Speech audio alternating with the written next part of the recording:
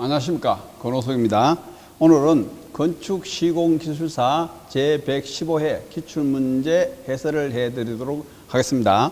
열심히 공부하시고 응시하신 수험생 여러분 모두가 합격하시길 기원하면서 한 문제 한 문제 설명을 드리도록 하겠습니다. 먼저 이쪽에 문제를 한번 보시죠. 자, 우리가 1교시 문제를 보시면은, 자, 13문 중에 신문을 선택하시오. 됐어, 그죠? 자, 1번에 흙의 영경도 시험, 이것도 기출문제입니다. 흙막이의 아치, 벽체, 이것도 마찬가지고요. 목재 방부법, 이것도 나왔던 문제고, 자, 슈미트 햄마, 이것도 나왔던 문제고, 할열 균열은 요거는 사실은 처음 나왔어요. 그죠? 자, 철골 칼륨 셔터닝 부등축물 기출문제, 패스너 접합 방식도 기출문제, 그 다음에 알루미늄 커피도 기출문제, 스마트 빔도 기출문제, 본드 브레카도 기출문제, 프리콘하고 개방형은 처음 나왔습니다. 요거는 뭐 브레인스토밍이다 일반적인 문제죠. 그죠? 그래서 자, 이거 굳이 따지면 철골, 할열하고, 자, 프리콘하고, 자, 그 다음에 개방형 BIM 세 문제는 뭐 기출 문제입니다. 그죠? 그래서 일단은 뭐 응용해서 쓸 수는 있겠지만은, 그죠? 그래서 일반적으로는 요 세 문제를 제외하고는 나머지 다 기출 문제였다. 일반적인 문제다. 뭐 아홉 문제 이상은 자, 모두가 쓸 수 있겠다. 이렇게 보시면 되겠습니다. 그죠? 자, 문제 설명을 드리면은, 자, 이쪽에 보시면은 1번 문제를 한번 볼게요. 그죠? 1번 문제 보면은 흙의 영경도 나왔어요. 그죠? 그래서 이제, 자, 흙의 이제 예를 들어서, 자, 연경도 시험이다. 나왔어요. 자, 연경도 시험. 연경도를 흙의 질기 시험이다. 영어는 또는 컨시스텐시 나왔어요. 그죠? 선생 또는 다시 이걸 가지고 아테버그 한계 시험 이렇게 나오기도 합니다. 그죠? 영경도 시험이다, 흙의 질기 시험이다, 컨시스텐시다, 아테버그 한계 시험이다 이렇게 나와요. 자, 그래서 이제 이게 무슨 뜻이냐 하면은, 자, 여기 최적이 있고, 자, 여기가 함수 B가 있어요. 그래서 흙을 자, 이런 식으로 분류를 해놨어요. 그죠? 하나, 둘, 셋, 네 개로 이렇게 분류를 해놨어요. 그죠? 자, 요걸, 자, 이거는 SL이다. 자, PL이다. LL이다. 그죠? 자, 요걸 가지고 수축 한 개, 소성 한 개, 액성 한 개. 요거는 고체 해놨어요. 고체. 요거는 반고체, 요거는 소성체, 액성체 해놨습니다. 자, 그래서 이걸 가지고 우리는 뭔 하냐? 이건 세립토예요, 세립토. 자, 주로 점토입니다, 점토. 점토인데 뭐 할 때 쓰느냐 하면은, 자, 성토 재료입니다. 성토 재료로서 가능한지 안 한지를 사용하고, 또는 자, 여기서 안밀 치마에 대해서, 자, 우리가 안밀 특성을 찾아내기 위해서 주로 해요. 성토 재료를 찾기 위해서 쓰거나 안밀 특징을 찾기 위해서 사용하는 걸 영경도라 그래요. 그죠? 그래서 일단은 여기 이제, 자, PL이라는 게 있고 LL이 있고 SL이 있어요. 자, 이게 뭐냐면은, 자, 우선은 액상한계부터. 액상한계 뭐냐 하니까, 자, 점토를 이렇게 해서 여기다 V카트를 해서 딱 커팅을 해요. 커팅을 해서, 자, 여기서 이렇게 25회 충격을 줍니다. 충격을 줬을 때 서로 이렇게 맞붙을 때 함수 B를 액상한계라고 그래요. 이걸 액상한계다 이렇게 하고, 소성한계는 점토를 엿가락을 만들어요. 엿가락 같이 이렇게 만들어서 굴려요. 굴려가지고 요 길이가 3mm일 때 깨질 때 한계를 소성한계다 이렇게 합니다. 자, 수축한계는, 자, 여기다 흙을 이렇게 담아요. 담아가지고 여기다가 완전 건조를 시킨 상태에서 수온을 부어보면은 이 안에 흙 사이에 수온이 들어가요. 그럼 들어간 양에다가 얘를 빼면은 체적이 나와요. 그걸 가지고 수축한계다 이렇게 합니다. 그죠? 그래서 이걸 하는데 중요한 게, 이걸 해가지고 뭘 하냐면은, 자, 이게 소성지수라는 게 있고 액성지수가 있어요. 액성지수가 있고 콘지수가 있고 활성도라는 게 있어요. 자, 그래서 이걸 가지고 판단할 때 씁니다. 그죠? 그래서 그럼 소성지수는 LL-PL이에요. 자, 요 차이가 소성이에요. 지금 즉 말하자면은, 자, 예를 들어 어떤 집안에 흙이 있는데 여기서 이렇게 쳤습니다. 또 쳤어요. 치면은 그대로 가만히 있는 상태를 소성 상태. 그러니까 다지면 상태로 가만히 있는 걸 소성이라고 그래요. 그런데, 자, 만약에 다지다가 지나갈 쑥 올라서 얘는 액성이라고 그래요. 그러면 이 상태냐 구분을 하는 거죠. 그러면 그 가능한 범위가 여기서 여기까지를 우리는 IP, 소성지수다 이렇게 합니다. 그죠? 소성지수다. 그러면 액성지수는 뭘 하냐, 그죠? 자, 액성지수는 WL에 PL에 IP 했어요. 이게 무슨 뜻이냐면은, 자, 어떤 토지장에 흙이 있어요. 이 흙의 자연함수비가 얘예요. 그죠? 자연함수비예요. 그래서 만약에 자연함수비가 지금 형이 여기 있어요. 이 흙을 하니까 얘 한계는 여기인데 여기 있어요. 자, 그러면 요가 IP 중에 자, 여기서 요 사이죠. 요까지. 그럼 요 비율이 얼마냐? 요 비율이 얼마냐? 만약에 얘가 여기 있다 합시다. 여기 있으면은 1 이상이 되죠. 그럼 얘가 여기 있으면은 1 이하가 돼요. 그러면 얘는 1에서 0까지만 사용이 가능하지 2 넘어가면은 사용할 수가 없습니다. 자, 요걸 가지고 우리는 X성 한계다. 이렇게 합니다. 그죠? 자, 다시. 자, 그 다음에 콘 지수 나서. 그죠? 콘 지수는 뭐냐? 자, LL에서 WN의 IP예요. 반대래요. 그러면 얘는 뭐냐 하면은, 자, 여기에 요 차이예요. 여기서 요 차이야. 그럼 여기서 요 가까운 거리가 여기서 여기까지면 100이죠. 그죠? 자, 여기 가면 마이너스죠. 그죠? 여기는 플러스죠. 그럼 여기서 이 범위가 얼마나 있느냐? 얘도 0에서 1 사이가 가능한 거예요. 그죠? 그러면 활성도라는 게 활성도. 자, 활성도가 뭐냐 하면은, 자, 요거는 활성도를 A라고 표시해요. 그죠? 그러면 여기다 IP에다가 이 마이크로메다의 100분 함률이라고 그래요. 자, 이게 만약에, 자, 일어납니다. 활성이 뭐냐 하면은 내가 이렇게 다져놨는데, 이렇게 다졌어요. 비가 오니까 얘가 스물스물 이렇게 무너져요. 이렇게. 자, 그럼 활성이라는 말 자체는 자, 가만놔두는데 살아서 움직이는 성질을 활성도라 그래요. 그죠? 비가 오니까 지가 알아서 스물스물 기어가지고 슬라이딩 파괴를 유발해요. 그 파괴를 스스로 파괴를 해요. 이게 활성도라 그래요. 그래서 얘 활성도를 해놓으면은 얘가 자, A가 0.75 이하 같으면 괜찮아요. 그럼 A가 0.75하고 1.2, 그죠? 그럼 A가 1.25, 그죠? 여기, 이거 넘어가면요, 1.2 이상 되면은 이거 하면 안 돼요, 그죠? 바로 비가 오면은 바로 무너져 버립니다. 그래서, 자, 스스로 파괴, 이걸 가지고 다른 말로 하면은 뭐냐면은 키크레이라고 그래요, 키크레이. 키크레이 현상. 비가 오면은 지 스스로 무너져 버립니다. 자, 이런 현상이 일어났지 않느냐 판단하는 걸 말하는 거예요. 이런 성토 재료의 양부를 판단하기 위해서 조사하는 걸 영경도 시험, 아테버그 한계 시험, 지역의 시험이다. 이렇게 얘기를 하기도 합니다. 그죠? 자, 그래서 뭐 또 필요하면은, 자, 우리가 안밀에, 우리가 내가 지방 계량을 하기 위해서 이 안밀 시험 대신에 요걸 가지고 우리는 압축 지수를 찾아내요. 그죠? 압축 지수, 안밀 지수. 그게 무슨 뜻이냐면은, 자, 내가 점토 지방 이렇게 있어요. 그죠? SC는 1 플러스 2에 CCH 로그에 P0 다시, 자, P0 다시 플러스 델타 P가 있어요. 이런 압축 지수라든가 안밀 지수라 이런 거를 이 시험으로 찾아내요. 이 시험으로. 그죠? 그래서 이건 여러 가지 시험을 많이 합니다. 일반적으로 성토 재료 양부를 시험하기도 하고 안밀 특성을 찾기 위해서 점토 집안의 안밀 대상층을 가지고 시험을 하기도 한다. 이걸 우리는 아테버그라는 학자가 해서 이건 아테버그 한계 시험. 자, 그건 한문으로 하면 질기, 경하냐, 연하냐, 또는 질기다, 컨시sten시다. 그래서 요거는 가장 손쉬운 시험으로서 많은 정보를 얻기 때문에 얘들이 자주 나오는 거예요. 그죠? 얘들은 뭐 토목 시험도 나오고 토지 기초도 나오고 뭐 전체적으로 나옵니다. 자, 2번에 보시면은 흑마기에, 자, 흑마기에 아칭 났어요. 아칭 현상이다. 자, 이게 이제 과거에는 토질에 나왔다가 또는 토목 시공에 나왔다가 이제 건축까지 넘어왔네요. 그죠? 자, 이 건축이 원래는 토질에 나오는 문제인데, 자, 그 다음에 토목 시공에 나왔었어요. 그 다음에 건축 시공까지 넘어왔어요. 그죠? 그 아칭이 뭐냐, 그죠? 자, 아칭이라는 것은, 자, 한마디로 말하면은 하중의 전이 또는 힘의 이동, 힘의 이동. 자, 아칭이 뭐냐? 하중의 전이, 힘의 이동을 아칭이라고 해요. 자, 그럼 무슨 뜻이냐 하면은, 자, 쉽게 말하면 요겁니다. 예를 들어서 흑막이 이렇게 있어요. 흑막이 있는데 만약에 흑막이를 이렇게 뽑았어요. 뽑으면 파괴가 이렇게 돼요. 그럼 요걸 45 플러스 2분의 파이라고 그래요. 그런데 여기서 보시면은 PA는 2분의 1 감마 T H 자승의 탄젠트 자승의 45 마이너스 2분의 파이라는 게 있어요. 자, 그럼 요게 KA라는 걸 중요한 건데 여기서 탄젠트 자승의 45 마이너스 2분의 파이 이렇게 있어요.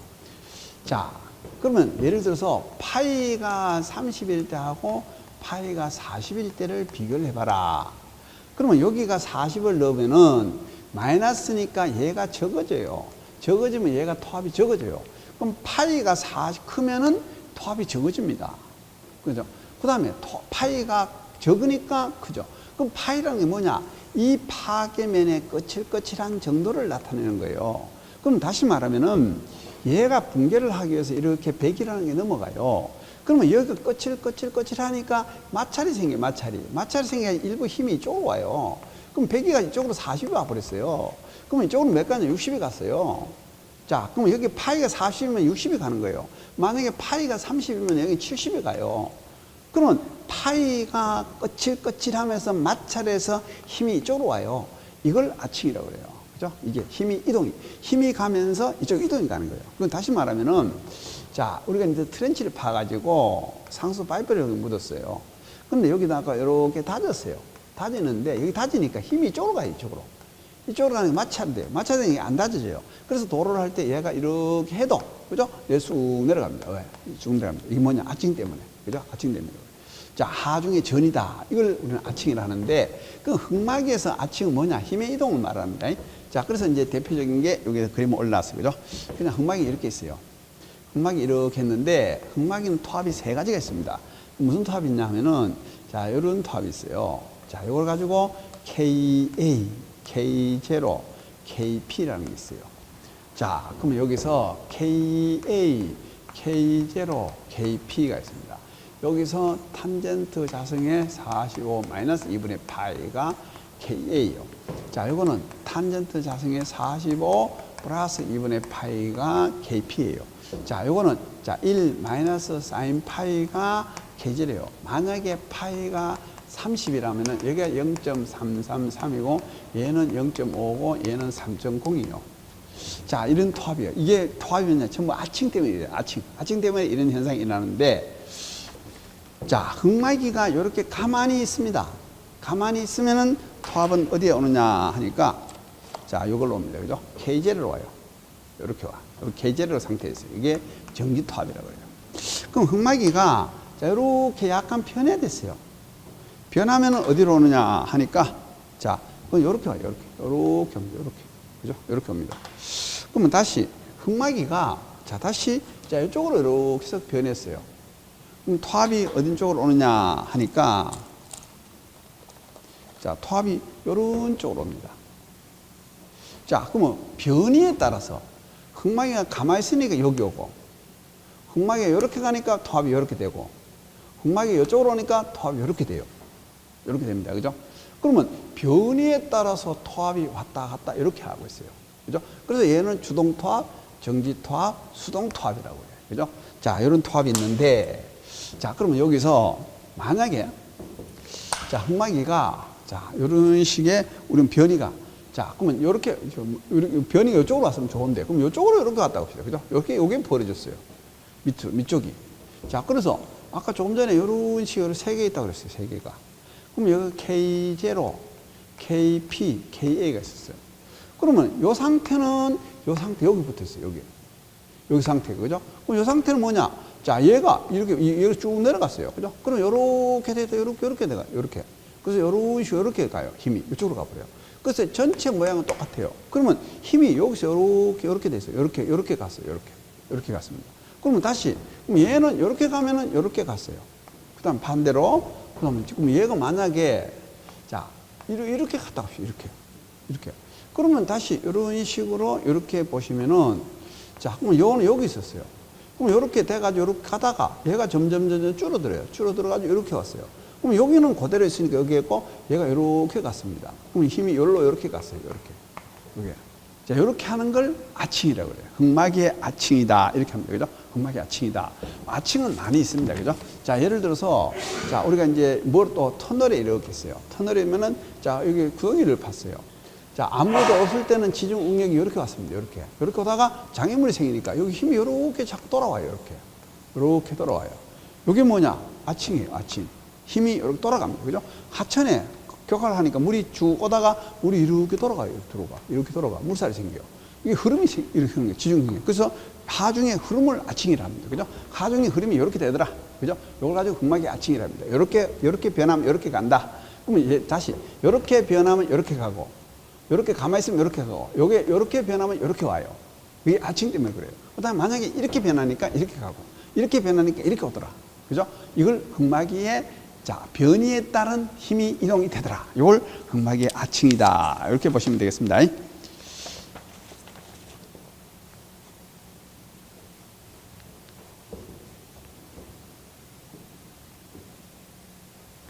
자, 3번 문제는 뭐 일반적인 목적이죠. 자, 여기서 목재의 방부법에서, 그죠?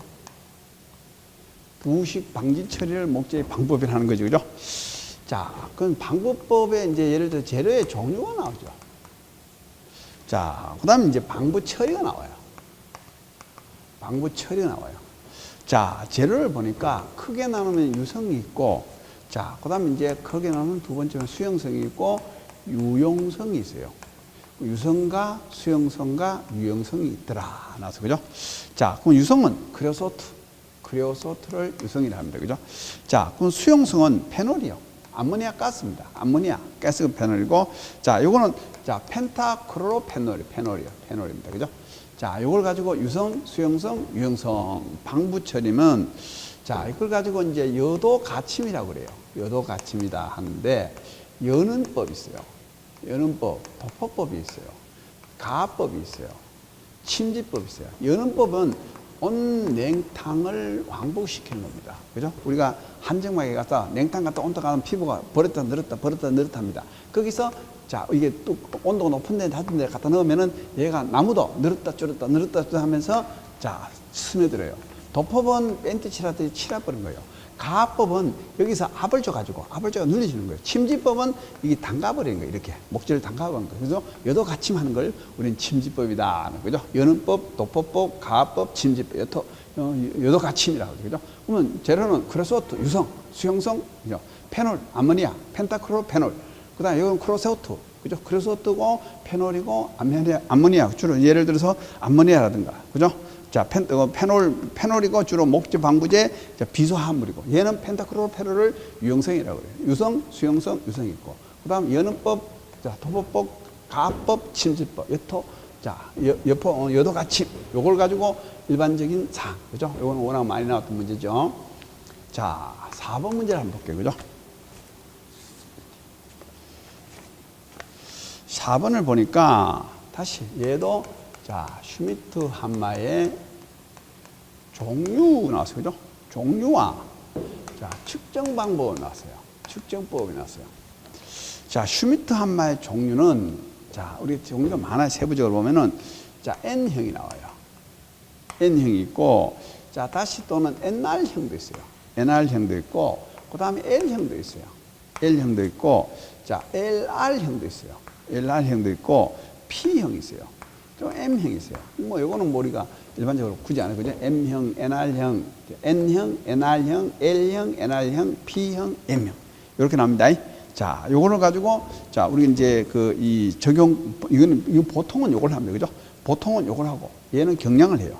경량은 요거 하고, 얘는 저강도를 해요. 저강도를 하고, 이거는 매스예요. 매스를 합니다. 보통은 N형과 M형은 보통이 하고, 얘는 경량 콘크리트 하고, 얘는 저강도를 하고, 얘는 매스 콘크리트 주로 쓰는 걸 말한다. 그죠? 그 다음, 측정 방법은 첫째, 자, 3cm 간격으로, 자, 이렇게, 자, 20포인트를, 자, 이렇게 4개를 해서 20포인트를 해요. 3cm 간격으로 20포인트를 한다. 그래서, 그럼 포인트에서 간격을 해서, 여기서 오차가 6 이상 나면은 없애고, 그 다음에 요걸 평균값으로 해요. 그죠? 요거 평균값으로 합니다. 평균값으로 해서 우리는 슈미트 한마를 씁니다. 그죠? 그래서 F4는 자, 13R0 마이너스 18.4. 그 다음에 F4는 10R0 마이너스 11. 뭐 등등이 있는데 이 재료 환산 방법은 많이 있습니다. 여러 가지가 있습니다. 그죠? 자, 그러면 이렇게 자, 우리가 보정을 해서 20개를 평균값을 가지고 이렇게 강도를 추정해요. 그죠? 강도를 추정한다. 하는데 자, 이건 우리가 이제 이걸 가지고 나중에 보정을 해야 돼, 보정을. 그래서 R0는 R 플러스 델타 R1 플러스 델타 R2 플러스 델타 R3 해서 자, 이거 보정을 해요. 그죠? 보정. 그래서 자, 그럼 여기서 들어가는 거 요거 R을 가지고 R0를 가지고 여기 R0를 씁니다. 그죠? 그러면 여기 기본 R이 있는데 자, 요거는 우리가 보정 방식은 타격 방향에 되는 거 압축 응력에 따른 거, 콘크리트 수변 상태에 따른 보정하고 연도에 따라서 자, 요걸 보정을 해서 요걸 가지고 여기 넣어서 이렇게 시험하는 걸 우리는 슈미트-함마의 방법이다. 나오죠. 그죠? 그래서 종류는 일반 콘크리트, 경량 콘크리트, 저강도, 메스 콘크리트 이렇게 분류를 합니다. 그죠? 참고로 이렇게 하고, 그 다음에 측정 방법은 이렇게 돼 있다는 거. 그죠? 이게 슈미트-함마다 나왔습니다. 그 다음에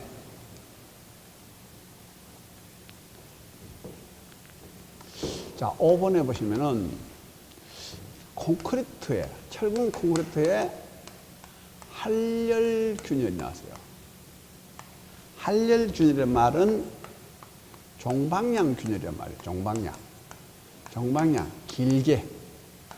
길게 하는 거 할열 균열. 우리가 할열 균열 시험은 이제 요거는 시험은 요걸 합니다. 이렇게 인장 강도를 이렇게 하듯이 원판을 여기다 이렇게 해서 여기 이렇게 하면 이게 자, FT는 2P분의 파이 dL을 할열 인장 강도 시험이라고 해요. 그죠? 그런데 여기서는 철근 콘크리트의 할열이라고 해서, 그죠? 철근 콘크리트 할열이다. 나왔어. 그럼 철근 콘크리트 할열은 뭐냐? 나옵니다. 그죠? 자, 그래서, 자, 우리가 이제 철근이 이렇게 있어요. 철근에. 자, 만약에, 자, 우리가 이제 철근이 여기 될 수도 있고, 그죠? 여기 이렇게 될 수도 있고, 자, 철근이 밑에 이렇게 될 수도 있어요. 이렇게. 그죠? 이렇게 될 수도 있어. 이렇게 될 수도 있어. 그러면 이 판에 이렇게 있으면은 피복이다. 이렇게 철근 위로 이렇게 된다든가. 그 다음에 하부에, 그죠? 이거 하부 쪽으로 다시 자 이런 식으로 이렇게 하부로 되는 거죠. 철근을 따라서 생기는 균열이라 합니다. 그죠? 이렇게. 그래서 철근 피복이 부족해서 이렇게 종방향으로 철근 밑에서 수막에 의해서 주로 슬라브 밑에 주로 많이 생깁니다. 철근에 해서 피복이, 철근이 이렇게 인장강도가 쉽게 말하면 요 얘기죠. 그죠? 만약에 이제 예를 들어서 이런 철근이 이렇게 있어요. 힘이 생기니까 피복이 적으니까 이게 이게 균열이 생긴다. 밑으로 하부로 균열이 생깁니다. 그죠? 이렇게 하거나 아니면은 철근이 너무 간격이 너무 조밀하니까 이걸 따라서 이렇게 생길 수도 있어요. 이렇게. 그죠? 이렇게 생긴다. 그래서 이걸 가지고 우리는 할열 균열이라 합니다. 자, 철근 간격이 너무 좁거나 피복이 너무 두꺼워가지고, 그죠? 부착 강도 나오기 전에 피복이 파괴돼서 길이 방향으로 생기는 균열을 우리는 할열 균열이라고 한다. 그래서 자, 핵심이 뭐냐? 피복 두께 부족입니다. 그 다음에 철근 간격이 너무 조밀해서 일어날 수도 있다. 나옵니다. 그죠? 자, 그래서 나머지 대책은 뭐냐? 피복 두께 확보죠. 그죠? 피복 두께하고 철근의 간격 유지입니다. 여기 대책이다. 이걸 할열 균열이다. 이렇게 보시면 되겠습니다. 자, 6번에 보시면은 자, 우리가 철골에 칼럼 소템이다. 자, 이걸 가지고 우리는 뭐냐면은 부등축소죠. 부등축소입니다. 부등축소를 철골에 칼럼 쇼텐이다. 그래서 그죠? 칼럼 쇼텐이나 부등축소는 같은 말이죠. 그죠? 자, 그러면 자, 철골이 왜 부동이 되느냐? 그래서 그죠? 철골 구조가 코어가 이렇게 있어요. 그죠? 코어가 있어요. 그러면 철골이 이렇게 이제 여기 이렇게 있겠죠. 자, 이렇게 있을 거예요. 그죠? 그러면 자, 예를 들어서 이런 식으로 골조가 이렇게 조립이 돼야 되겠죠. 그죠? 조립이 돼야 되는데 여기는 엠베드 프레트를 갖다 넣죠. 엠베드 프레트를 갖다 넣었어요. 그러면 여기에 크리프나 건조 수축이 생길 거고 여기에 온도 변화나 탄성 수축이 생길 거예요. 생겨가지고 얘가 결국에 이렇게 된다든가 이렇게 되면은 이게 부등축소라 그랬죠. 그죠? 부등축소다. 그래서 자, 해석이 나와요. 그죠? 그래서 자, 우리가 예를 생기는 탄성 수축이 나오고 또 크리프가 나오고 또는 건조 수축이 있어요. 자, 얘는 건조 수축이고 얘는 탄성 수축이죠. 탄성 수축 양은 다시 자, 이렇게 나오죠. 그죠? pH에 자, 여기 A에 단성 계수 이렇게 나왔어요. 자, 여기에 단순, 자, 그러면 한 층에 2 내지 3mm 해서 100층 같으면은 자, 200 내지 300mm가 이렇게 생긴다. 그죠? 80층 같으면 240mm가 부등축소가 생깁니다. 이걸 부등축소라 하죠. 그럼 부등축소에 영향이 생기니까 자, 부재가 파괴되고 균열이 생기고 자, 치마가 생기고 구조물이 파괴되는데 자, 대책은 뭐냐 해서 그죠? 그래서 자, 철골을 이런 식으로 공장에서 이렇게 브라켓을 용접을 해왔겠죠. 그죠? 용접을 해서 레벨이 맞지 않으면 여기다가 이렇게 띄워주는 거죠. 띄워주고 이렇게 철골에 이런 식으로 간격을 띄워줘서 우선은 레벨을 맞춰주고 보강을 하고 나중에 땜빵을 해주죠. 그죠? 그래서 이런 조절을 해준다를 갈름의 부등축소다. 그죠? 뭐 이건 축소는 똑같은 건 부등축소는 똑같다. 그죠? 이건 일반적인 문제니까. 자, 그 다음에 이제 패스너도 나왔어. 그죠? 자, 패스너가 뭐냐 나왔죠. 자, 예를 들어서 자, 어떤 하나의 자, 골조가 있어요. 그죠? 이런 식으로 앙카를 매입해 놨어요. 그죠? 앙카를 매입하고 또다시 자, 앙카를 다시 이렇게 매입을 해서 그죠? 자, 이렇게 이제 매입을 할 수 있어요. 그죠? 매입을 하고 자, 그다음에 다시 이걸 이렇게 그려진 거죠. 자, 커튼홀이 이제 예를 들어서 자, 이렇게 앙카가 이렇게 되어 있습니다. 그죠? 이렇게 되어 있다. 그다음에 다시 자, 이런 식으로 다른 앙카를 이렇게 했습니다. 그죠? 그럼 다시 이런 식으로 이렇게 했어요. 그럼 요거를 우리가 벽체에 묻든가 아니면 여기에 자, 여기에 철골에 갖다가 고정을 시켜버려요. 그죠? 그럼 커튼홀과 열을 우리는 패스너라고 그래요. 자, 패스너 기능이 뭐냐? 자, 이걸 가지고 우리는 내추식이다. 이렇게 하죠. 그죠? 내구성, 추정성, 시공성, 자, 기타, 내하성을 확보하기다. 그러면은, 자, 여기서 뭐라고 물었냐면은, 패스너의 접합 방식을, 자, 슬라이딩, 자, 그 다음에 로킹, 그죠? 자, 우리가, 로킹, 그 다음에 고정 방식이다. 그죠? 그래서 슬라이딩 방식을 보면은, 자, 여기다가 이런 식으로 해서, 자, 여기는 고정해서 이렇게 슬라이딩 되도록 하는 거 하고, 자, 여기는 이렇게 로킹이 생기는 하고, 여기는 이렇게 볼트를 해서 고정 방식이죠. 그래서 얘는 PC나 우리가 GPC에 쓰고, 얘는 우리가 금속 형에 씁니다. 그죠? 슬라이딩, 로킹, 고정 방식이다. 이렇게 써요. 그죠? 그러면 슬라이딩 방식을 대표적으로 보면은, 자, 이런 식의 패스너가 있으면은 여기에, 자, 이런 식의 이렇게 돼 있겠죠. 그죠? 자, 이런 식의 이렇게 그러면 이렇게 돼 있겠죠. 그럼 다시 얘가 이렇게 돼 있겠죠. 그죠? 이렇게 됐습니다. 그러면 다시 얘를 다시 이런 식으로 해서 매입을 하든 했을 때 여기에, 그죠? 핀을 냈으면 얘가 움직이죠. 그래서 이 패스너가 이렇게 움직일 수가 있어요. 그러면 본 건물이 이렇게 움직일 때, 이렇게 휘어질 때 얘가, 그죠? 자, 추정성을 해서 파손을 방지하는 게 슬라이딩, 로킹, 고정 방식을 우리는 패스너 접합 방식이다. 그죠? 슬로코다. 이렇게 보시면 되겠죠. 그죠? 슬라이딩, 로킹, 고정 방식. 이건 뭐 일반적인 문제지. 그죠? 자, 그 다음에. 자, 우리가 이제 알루미늄에 자, 문제 8번인데, 그죠? 알루미늄 거푸집이 나왔어요. 알루미늄 거푸집, 그죠? 그러면 일반, 자, 우리가 유로폼에 비해서, 그죠? 유로폼에 비해서 알루미늄 거푸집이 뭔 차이가 있느냐 나와서, 그죠? 자, 그러면 유로폼에 비해서 알루미늄 거푸집이 무슨 차이가 있냐? 첫째가 경량성이죠. 가볍다 나옵니다. 그죠? 자, 그 다음에 이제 내식성이죠. 자, 부식되지 않는 녹물이 생기지 않는다. 그죠? 자, 그 다음에 이제 역학적 성질이죠. 역학적 성질. 자, 강성이 강하다. 그 다음에 내구성이죠. 오래 쓰죠. 그 다음에 이제 경제성입니다. 그죠? 그래서 알루미늄 거푸집은 유로폼에 비해서 자, 경량성, 내식성, 역학적, 내구성, 그 다음에 경제성이 있습니다. 그죠? 경제성이 있다. 이거 나옵니다. 그죠? 자, 그래서 자, 그러면 우리가 예를 들어 경량성, 경제성 또는 우리가 경영성을 보시면은 자, 우리가 이제 이 친환경이라는 말이 또 나오죠. 그죠? 친환경이 뭐냐? 녹물이 안 나오니까 친환경이 나오죠. 그죠? 자, 또는 우리가 안전관리 반복 사용하고 전용 횟수가 높죠. 그죠? 높은 걸 우리는 알루미늄 거푸집. 그래서 유로폼에 비해서 좋다. 이렇게 쓰시면 되겠죠. 그죠? 이것도 일반적인 문제니까. 자, 그 다음에 9번에 보시면은 철골에 스마트 빔 나왔어요. 그죠? 뭐, 또는 뭐, 슬림 빔이라고, 그죠? 슬림 빔이라고도 나와요. 그죠? 슬림 빔이다. 이렇게 합니다. 자, 슬림 빔, 스마트 빔 뭐고 슬림 차이가 뭐냐 하면 요거죠. 스마트는 상단에 자, 후렌지하고 하단에 자, 이렇게 후렌지가 이렇게 돼 있어요. 자, 이런 식의 이렇게 돼 있습니다. 그죠? 그래서 상단 부분에 자, 요만큼. 자, 만약에 요만큼이 철골이 있어요. 자, 요거를 삭제해버린 거죠. 자, 스마트하게 삭제했다. 그죠? 요게 스마트 빔이죠. 요 부분을 삭제하고 해서. 그래서 삭제하니까 좋은 게 뭐냐? 철골 중량이 감소됩니다. 자, 내압 피복 면적도 감소됩니다. 그죠? 공사비도 절약이 됩니다. 그 이제 이유가 뭐냐 나와서 그죠? 그래서 이렇게 줄여도 되는 이유가 뭐냐 하니까 자 만약에 이런 식으로 빔이 자 이렇게 빔이 하중을 받아요, 그죠? 하중을 이렇게 받으니까 이렇게 힘을 받죠, 그죠? 힘을 받으니까 상부 하중은 압축을 받고 얘는 인장을 받아요. 이렇게 압축을 받고 인장을 받습니다. 그래서 압축을 받는 부분은 요것만 해도 필요 없어요. 요것만 해도 충분해요. 요것만 충분하죠. 인장받는 부분은 자 여기서 이만큼 보강을 했어요. 여기 그죠? 인장받는 부분 그 부분 인장 이렇게 인장을 받으니까 그래서 인장 부분은 보강을 하고 여기는 압축받는 부분을 감소시켜서 경제성 자 우리가 단시간 철골 자중 감소, 내압 피복 감소, 공장 감소, 자 시공 감소를 하는 걸 우리는 스마트 빔이다 이렇게 하죠, 그죠? 스마트 빔이다 이렇게 합니다. 자 그래서 이제 결과적으로는 우리가 철골 양을 줄여주는 역할을 하죠, 그죠? 그래서 자 공사비를 건물 자중을 감소시키는 역할을 하죠.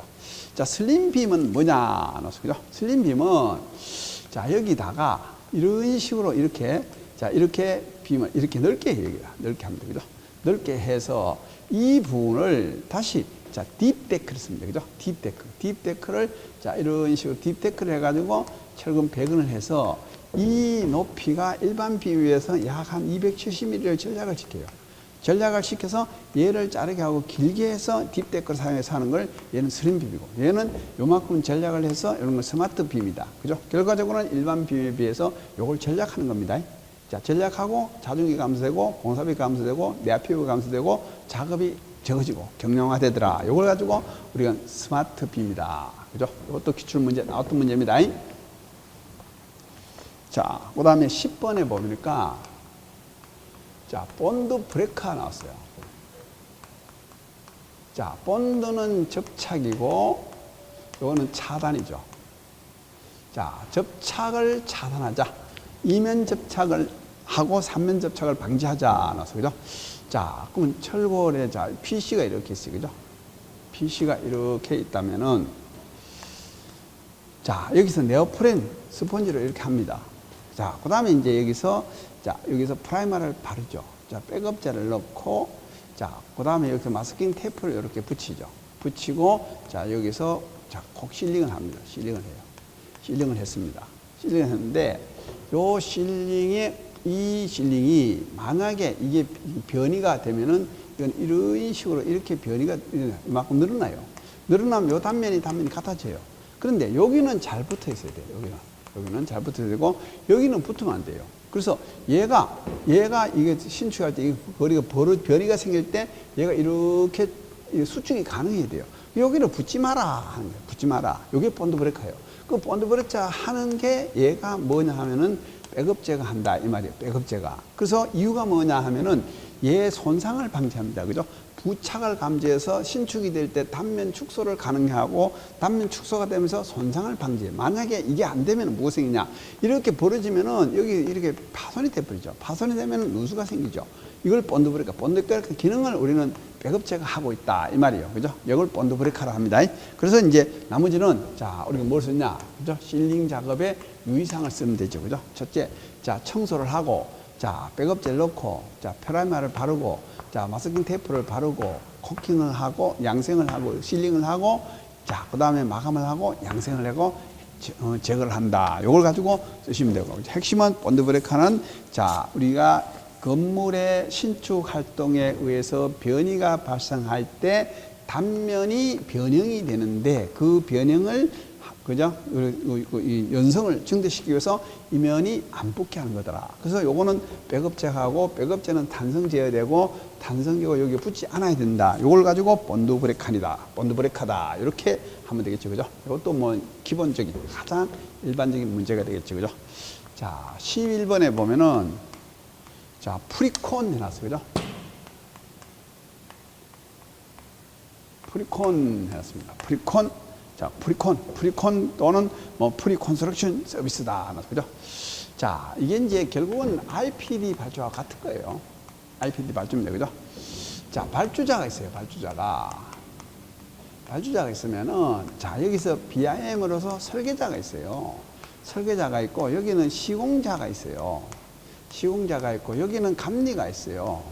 감리를 동시발주예요. 설계자하고 시공자 감리를 했을 때 설계할 때 의사소통을 해서 설계를 하고 시공을 해서 공사가 끝날 때까지 같이 단일 팀으로 발주하는 걸 프리콘 서비스라 합니다. 그죠? 그래서 IPD 발주예요. IPD 발주가 이름을 이렇게 바꿔놓은 거죠. 그죠? 뭐, 미국에서는 이거 IPD 발주를 하죠.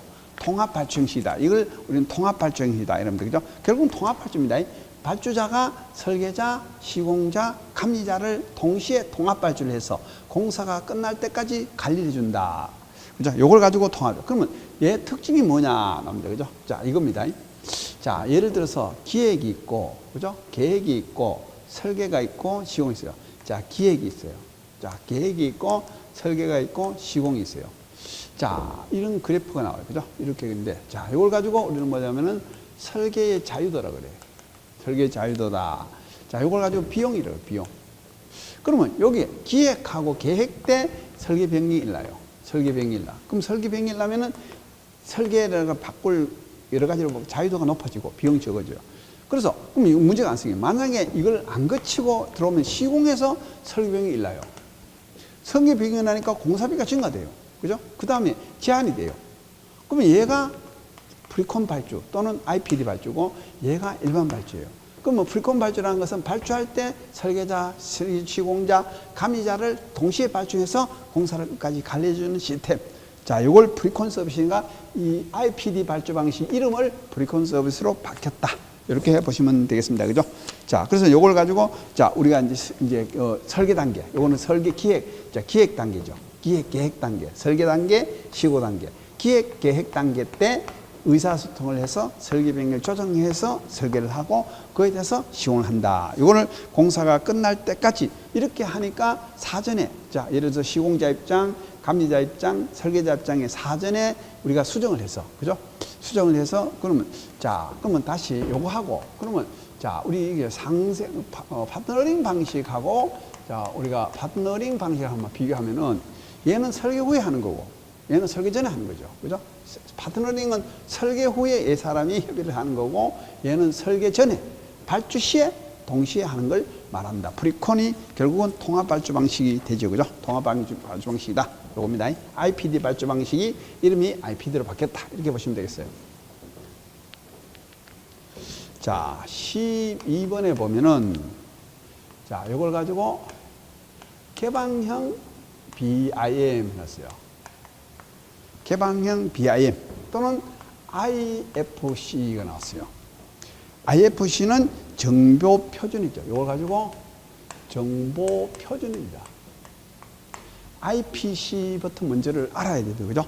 IPC는 뭐냐? 국제산업연맹에서 이 건설 프로젝트의 전문가들을 해서 이걸 표준화 만들자. 자, 표준화를 만들었어요. 그죠? 그래서 우리가 이제 케이스 만들듯이 우리 이 설계, 건설의 설계를 표준화시킨 게 정보 표준입니다. IPC입니다. 그죠? 그래서 국제적으로 그 건축물에서 건설 분야의 설계를 할 때 전문가들에서 표준안을 만들어 놨어요. 그 표준안이 IPC요. IPC, 그죠? 그 표준안에 의해서 설계를 하는 걸 개방형 BIM입니다. 그죠? 자, 개방형 BIM은 뭐냐? 자, 다차원 가상 설계 건설을 가능하기 위해서 정보 표준을 개발해서 이걸 기반으로 해서 자, BIM 모델을 표준화시킨 겁니다. 표준으로 개발. BIM 모델을 표준화시킨 걸 개방형 BIM이다. 이렇게 합니다. 이거는 정보 표준이고 이걸 표준해서 개방해서 그죠? 모든 것을 설계할 때 이 표준에 의해서 설계를 해라. 그죠? 그래서 이제 표준화시킨 걸 말한다. IPC는 자, 말하면은 우리 국제산업연맹 IAI라고 그래요. 국제산업연맹에서 많은 우리 연구가들이 연구를 해가지고 자, 이게 표준안을 만들었어요. 자, 이 설계할 때, 건설 분야 설계할 때 표준안을, 그 표준함을 대상으로 만들어진 우리가 BIM을 개방형 BIM이다. 그래서 모든 개방형 BIM에 의거를 해서 설계를 하고 발주를 해라. 그죠? 그래서 이 표준에 맞춰서 해라. 자, 이걸 가지고 우리는 개방형 BIM이다. 이렇게 보시면 되겠어요. 그죠? 자, 그 다음에 마지막 13번 문제를 보시면은 자, 여기는 13번 문제가 자, 브레인스토밍 나왔어요. 그죠? 브레인스토밍이 나왔습니다. 자, 브레인스토밍이 뭐냐? 자, 요거는 우리가 아이디어 회의죠. 아이디어 회의입니다. 자, 그래서 어떤 안을 창출하기 위해서 여기서 관련 종사자들이 모여서 회의를 해요. 회의를. 이런 식으로 많은 의견을 제시해서 이걸 선택하는 거예요. 그때 요 회의를 할 때 원칙이 있다. 그죠? 자, 첫째. 자, 짧은 말로 해라. 길게 하지 말고 짧은 말로 다 해라. 그죠? 그 다음에 남이 하는 거는 비판을 그죠? 비판하지 마라. 그죠? 어떤 뭐 이상한 안을 내더라도 그걸 비판하지 마라. 그죠? 짧게, 명료하게 해라. 자, 그 다음에 자유분방하게 해라. 자유분방. 그죠? 많은 아이디어를 창출해라. 그죠? 양이 많으면 많을수록 좋다.